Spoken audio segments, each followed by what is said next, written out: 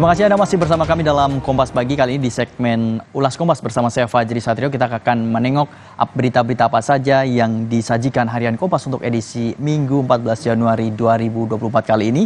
Apabila kita melihat di headline-nya ada gambar atau foto, di mana ini merupakan foto dari Timnas Indonesia berlatih di lapangan 4 Al Egla Training Facility di kawasan Lusail, Qatar Sabtu kemarin. Indonesia akan mengawali pertandingan di Piala Asia 2023 melawan Irak di Stadion Ahmed bin Ali pada Senin besok.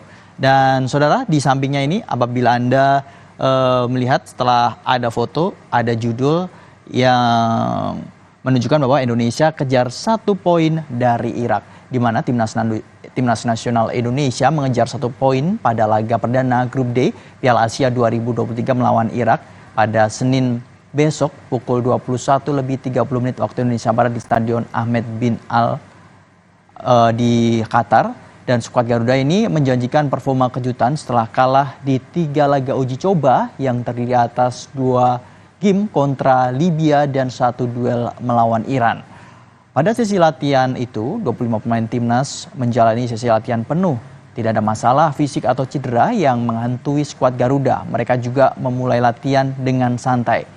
Terlihat candaan dan obrolan ketika pemain memasuki lapangan sekitar pukul 16:55 waktu setempat, saudara. Sebelum sesi latihan sendiri dimulai, beberapa pemain dalam kelompok-kelompok kecil melakukan permainan oper-operan pendek, dan penyerang asal Persis Solo, Ramadan Sananta, sempat saling mengoper bola dengan pelatih Indonesia Sintayong.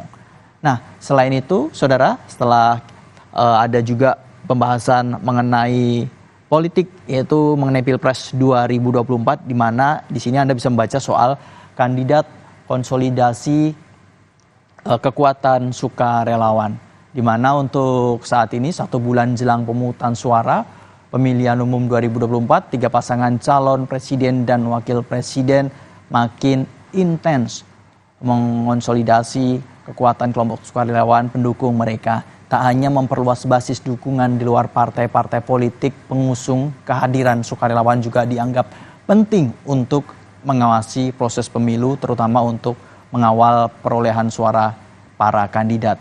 Menyapa dan menghadiri acara yang digelar kelompok-kelompok sukarelawan menjadi salah satu agenda yang tak dilewatkan calon presiden dan wakil presiden saat berkampanye di daerah. Seperti Capres nomor 3 Ganjar Pranowo misalnya menghadiri acara yang digelar kader partai pendukung serta sukarelawan saat kampanye di Surabaya, Jawa Timur pada Sabtu 13 Januari 2024.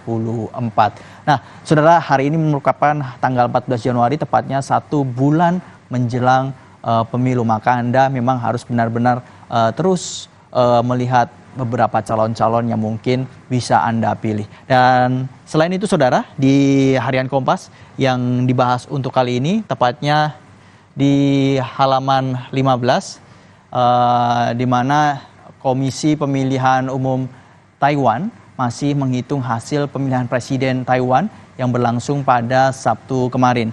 Data pada pukul 20:30 waktu Indonesia Barat menunjukkan Lai Ching-te, calon presiden dari Partai Progresif Demokratik, mengguli lawan-lawan dengan perolehan 40,1% tahun 2024 ini.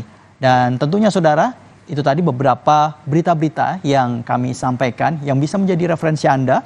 Dan tentunya untuk lebih lengkapnya Anda bisa membaca langsung harian Kompas untuk edisi kali ini Minggu 14 Januari 2024, atau Anda bisa langsung mengakses di kompas.id.